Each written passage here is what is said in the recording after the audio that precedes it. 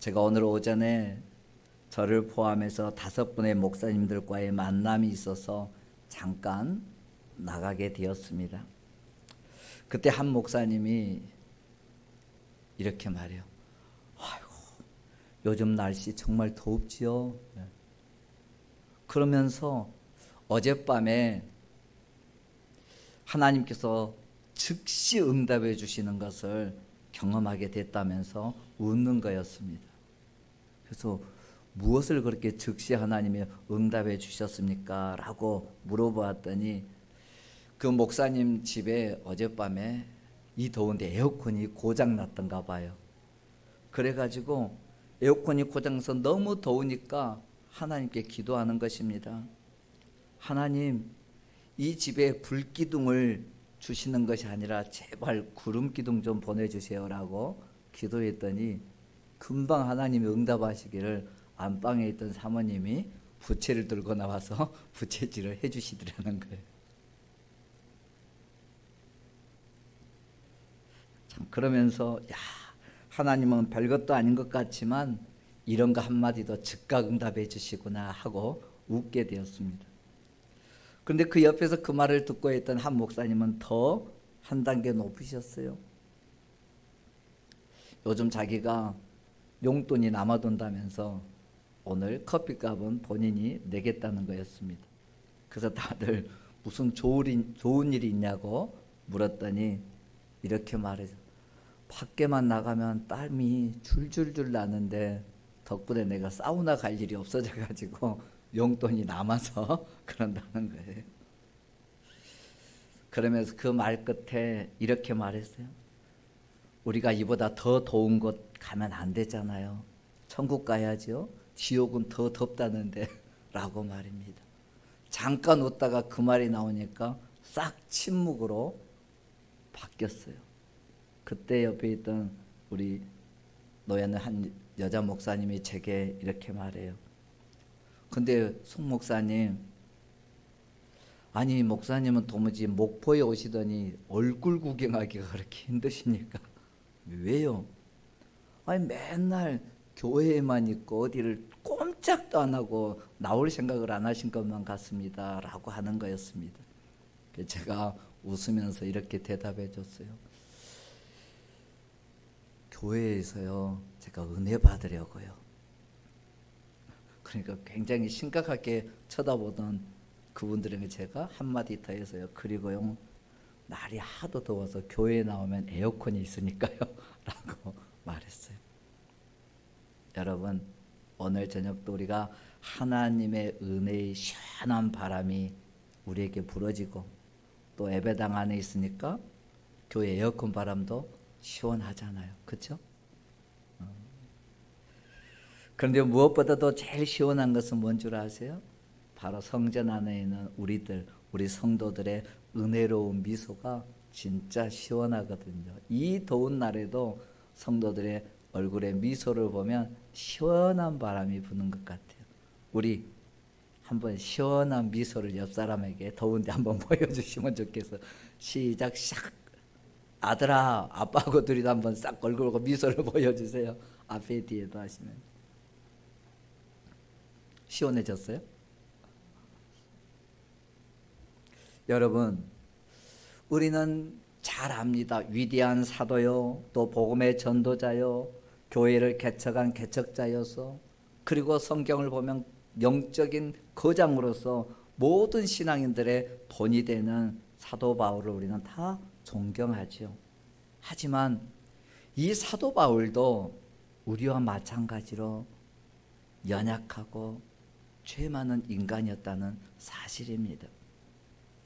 바울도 예수님을 만나기 전에는 누구보다도 앞장서서 교회를 비방하고 박해하고 성도들을 폭행하던 자였으니까요. 그런데 그런 바울에게 하나님께서는 놀라운 그 은혜 하나라는 답을 가지고 다메섹으로 가고 있는 바울의 발목을 붙잡았고 그곳에서 거꾸러진 바울은 주님을 만나게 되죠. 그 이후에 상상도 할 수 없는 일들이 일어나잖아요. 바울이 바로 주님의 사도가 된 것이었습니다. 그렇게 구원의 은혜를 받은 후 바울은 오늘 읽었던 성경 디모데서를 보면은요, 자기의 맡겨진 사명을 위해서 믿음의 선한 싸움을 싸웠고, 또 그 믿음의 아들이라고 칭하는 디모데에게 자기와 동일한 사명을 요구하고 있는 것입니다. 생각해 보세요.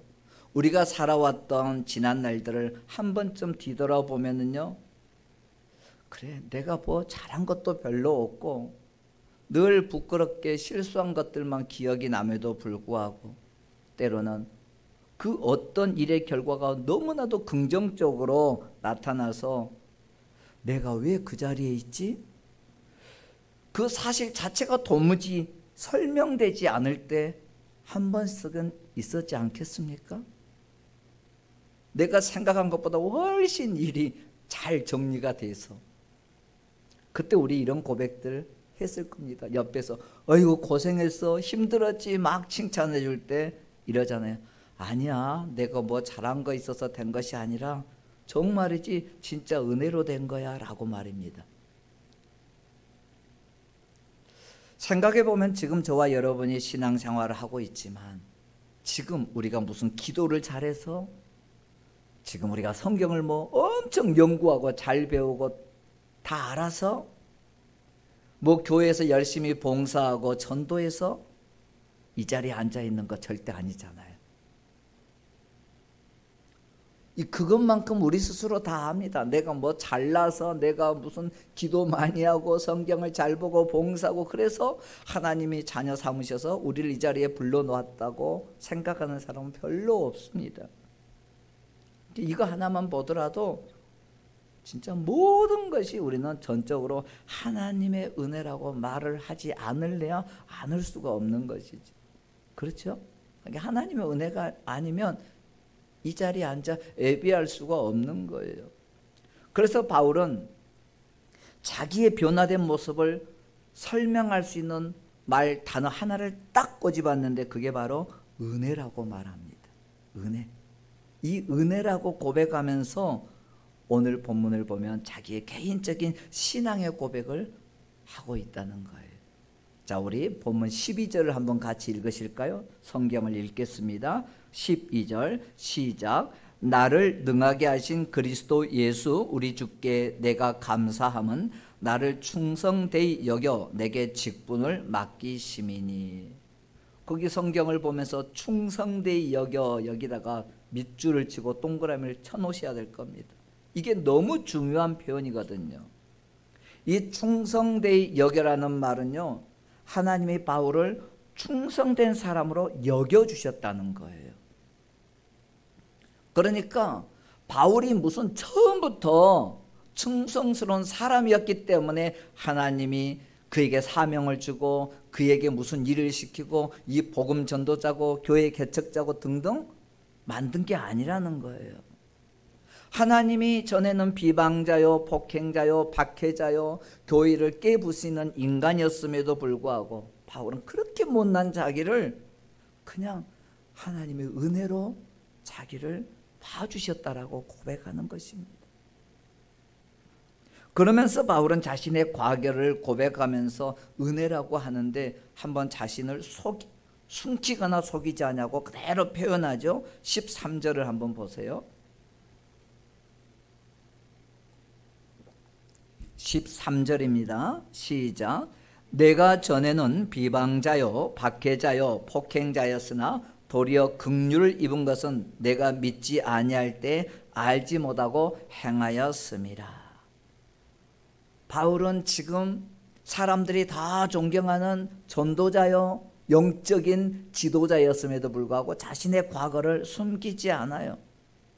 자신이 과거에 예수 믿는 자들을 붙잡아서 감옥에다가 쳐놓고 또 스데반 집사가 돌에 맞아 죽을 때 그 옆에서 옷을 챙기면서 있었던 장본인, 그리고 그런 일을 하는 것을 당연하게 여겼던 자기였다라고 고백하는 것입니다. 그럼에도 불구하고 그런 바울을 하나님은 긍휼히 여기셨다는 거예요. 이유는 달리 설명할 수 없습니다. 딱 하나죠. 하나님의 은혜였다 라고 말입니다. 자, 14절도 이어서 한번 읽겠습니다. 시작. 우리 주의 은혜가 그리스도 예수 안에 있는 믿음과 사랑과 함께 넘치도록 풍성하였도다. 하나님이 베풀어 주신 은혜가 그냥 조금 주어진 게 아니에요. 성경의 표현대로 말하면 넘치도록 막 풍성하게 부어졌다는 것입니다. 내가 필요할 때 그 필요한 것 조금만 주어진 것이 아니라 내가 감당이 안 될 정도로 하나님이 은혜를 듬뿍 부어주셨다고 말합니다. 몇 해 전 있었던 일입니다.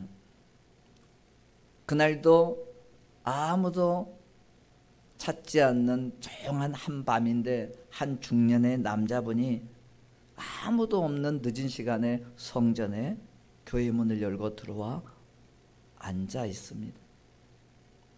가만히 보니까 그분은 약간의 한잔 하셔서 약주도 하셨고 그분의 눈에는 피곤과 슬픔이 가득 잠겨져 있습니다.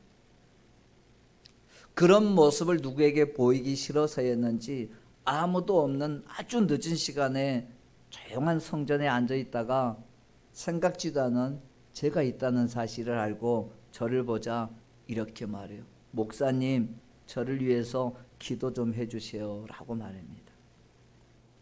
그러면서 꺼낸 이야기는 이러했어요. 그분은 사실 알코올 중독으로 10여 년을 넘게 살아오는 동안 아내는 먼저 세상을 떠났고 늙으신 어머니와 함께 간신히 가정을 지탱해 왔습니다. 그런데 두 아들이 있었는데 그러한 아버지의 알코올 중독성 삶 때문에 아들들은 아버지와의 마음을 닫아버리고 떠나는 것입니다. 하나는 집을 나가서 돌아오지 않고 하나는 아버지에 대한 반항과 무기력 속에서 방황하며 사는 거였습니다. 그런 사실을 그분이 모르는 게 아니더라고요. 비록 술을 먹고 성전에 와 있었는데 알아요. 그래서 성전에 와서 아무도 없는데 약간 한 잔 먹어서 술 기운이 있는 모습인데도 자신의 잘못된 생활에 대해서 막 후회하면서 매일 거의 매일이다시피 교회에 와서 아무도 없는 시간에 기도하는 것입니다. 때로는 막 울기도 하고 때로는 혼자 소리지기도 하고 때로는 저 뒤에 의자에서 엉엉 하고 있는 모습도 보였습니다. 그런데 시간이 지나면서 그분이 매일 교회에 나와서 그렇게 기도는 했지만 정작 삶은 알코올 중독 때문에 점점 더 어려워졌고 가정은 점점 더 무너져 가면서 결국 그분은 그 알코올 중독 때문에 몇 년 후에 세상을 떠나고 마르셨습니다. 그런데 그분이 세상을 떠나기 전에 그날도 여전히 똑같이 교회에 찾아와서 막 자기를 채찍질하면서 기도했던 모습이 잊혀지지가 않는 것입니다. 그때 그분이 이렇게 말했어요. 목사님, 제가 교회에 나와 기도도 하고요. 사실은 기도하면서 나름대로 마음 잡아서 살아보려고도 했습니다.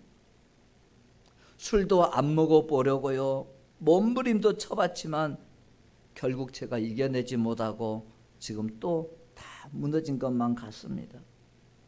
그런데 이상하게도 제가 술을 한 잔 먹고 정신이 혼미해질 때만 자꾸만 하나님이 저를 아직도 내가 너를 안 버렸다 하는 생각이 든다는 것입니다.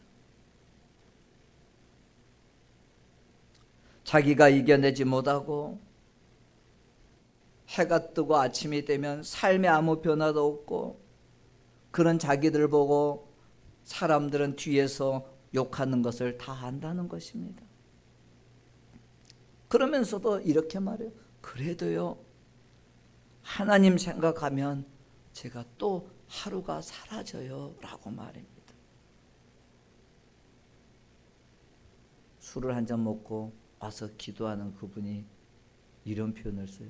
이런 거 보면 정말 은혜인 것 같아요 라고 말입니다. 그분은 단지 지금 알코올에 중독되어져 자기 삶을 망가뜨리는 사람이었지만 과거에는 예수님을 믿는 사람이었고 예수님과 함께하는 시절을 보냈던 사람이었습니다. 그때 제가 그 이야기를 들으면서 제 마음에 이렇게 느껴졌던 것이 있었어요. 그래, 이분의 삶은 은혜가 아니면 설명이 안 되는구나. 가정이 회복되지가 않았어요. 자녀들이 돌아오지 않았어요. 술독에 빠져있는 자신이 변화된 것도 아니었어요. 하지만 그 와중에도 하나님을 찾으려고 하는 마음, 그 마음으로 믿음을 놓지 않고 있었다는 것은 하나님의 은혜 말고는 설명할 수가 없었으니까요. 그분은 믿음이 없었던 게 아니었어요. 단지 알코올 중독이라는 것 때문에 치료하지 않는 자기 자신의 잘못이 있을 뿐이었습니다. 오히려 어쩌면 그 알코올 중독 위에서 자기 삶이 망가진 것 때문에 더 철저하게 처절하게 성전에 와서 울면서 기도하는 자였던 것 같아요. 어쩌면 우리가 그렇게 울어본 적이 있으십니까? 하나님, 펑펑 소리 지르며 주님을 불러본 기억들이 있나요? 그래서 오늘 바울은 믿음의 아들이었던 이 디모데에게 이렇게 권면하는 것이죠. 자, 성경 저 뒤에 가서 18절, 19절을 한번 읽으십시다. 시작. 아들 디모데야, 내가 내게 이 교훈으로서 명하노니 전에 너를 지도한 애언을 따라 그것으로 선한 싸움을 싸우며 믿음과 착한 양심을 가지라. 어떤 이들은 이 양심을 버렸고 그 믿음에 관하여는 파선하였느니라. 우리가 은혜 받았다는 것은 다 압니다.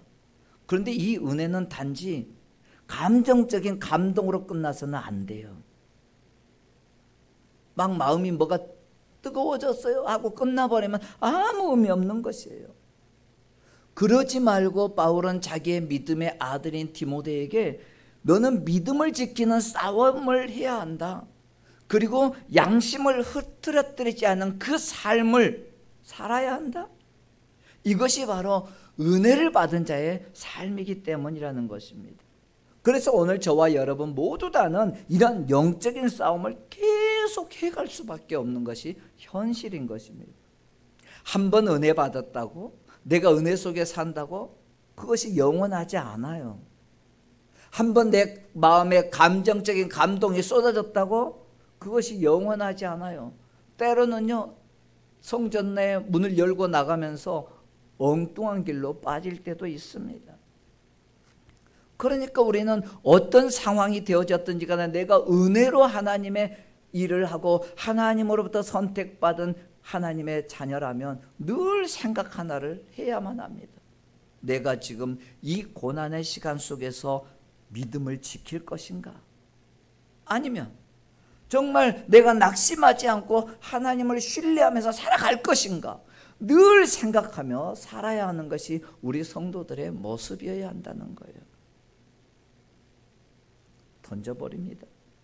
믿음 지킨다는 미명 아래 하나님이 내게 주신 그 은혜의 믿음을 놓아버립니다. 하나님의 영광을 위한다고 하는 미명 아래 실제는 하나님을 신뢰하지 않는 그 길을 선택해 가버립니다. 왜냐하면 우리가 늘 영적인 싸움을 하는 가운데 우리가 이 믿음을 놓지 않는 것이 진짜 은혜의 증거인데, 나는 은혜를 이야기할 때마다 우리 경험이 다 있을 거예요. 현재도 그럴 수 있고, 나는 은혜를 옛날 언제 받았었어? 1년 전 언제? 한 달 전 언제? 많게는 10년 전 언제? 절대 나 오늘 지금 은혜 받았어가 없더라는 거예요. 물론 과거에 받은 은혜도 중요하죠. 그러나 그 은혜의 줄을 놓아버린다는 것은 믿음을 지키지 못했다는 증표이고, 그 은혜를 지금 내가 누리지 못하고 있다면 하나님을 신뢰하고 있다는 사실을 놓아버린 증거가 되는 것이죠.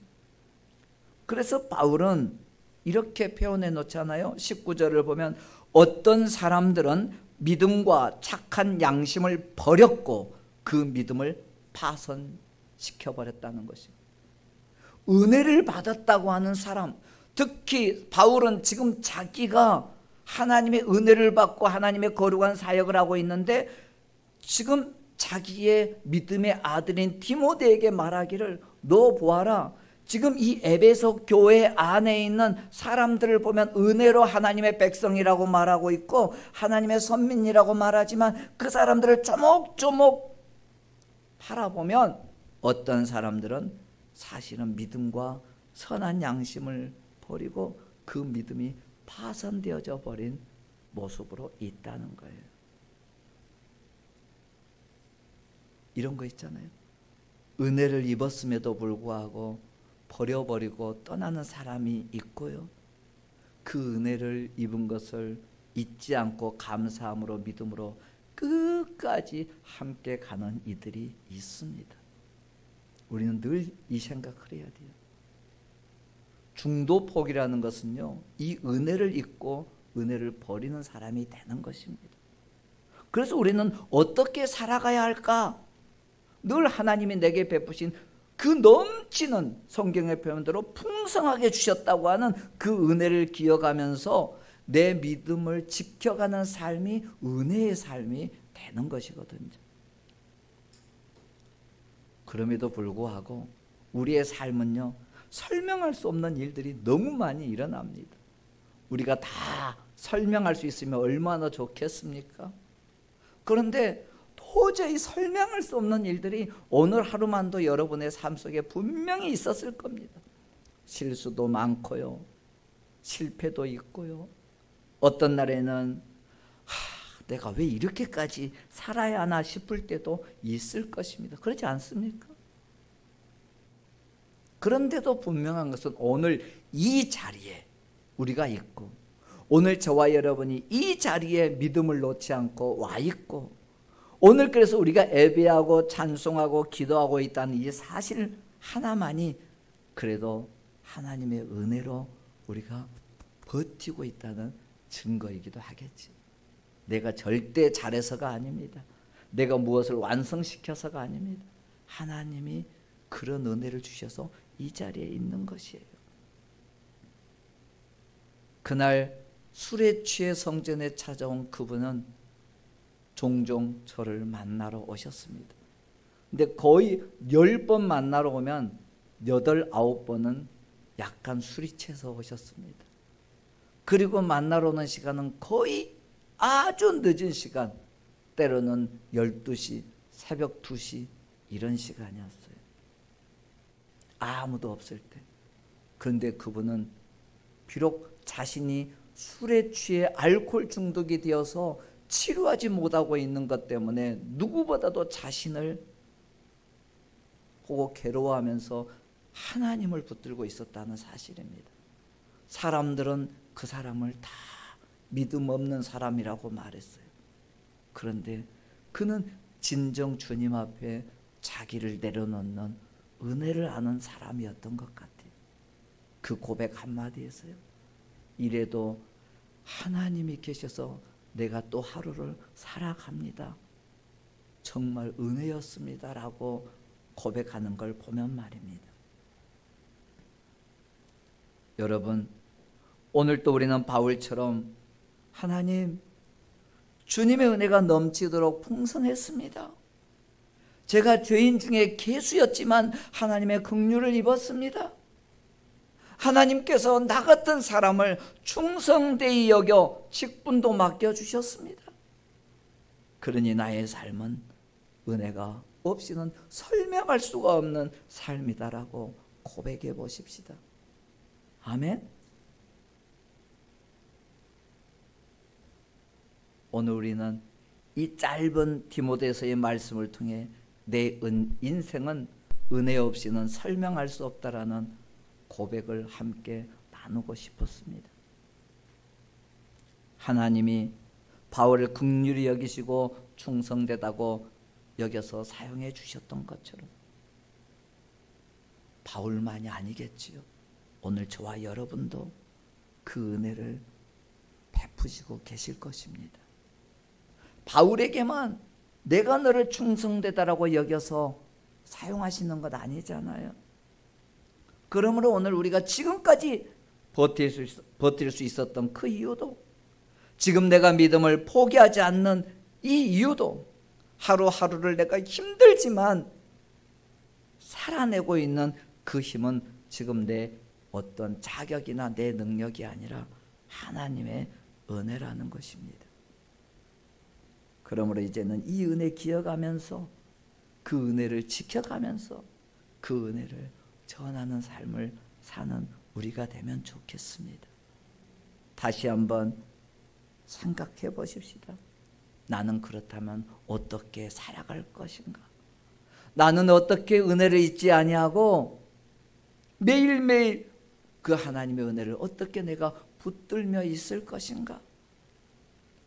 바울처럼 나의 과거가 아닌 주님의 은혜로 지금 나의 현재를 내가 어떻게 해석해내면서 내 미래를 살아갈 것인가 생각하면서 이렇게 고백하십시다. 하나님, 나는 믿음을 지켰습니다. 나는 흔들릴지라도 멈추지 않겠습니다. 나는 양심을 지키겠습니다.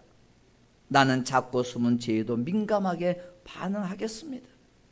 나는 절대로 은혜를 잊지 않고 나를 세우신 하나님의 사랑을 매일 기억하겠습니다. 라고 결단하시면 좋겠습니다.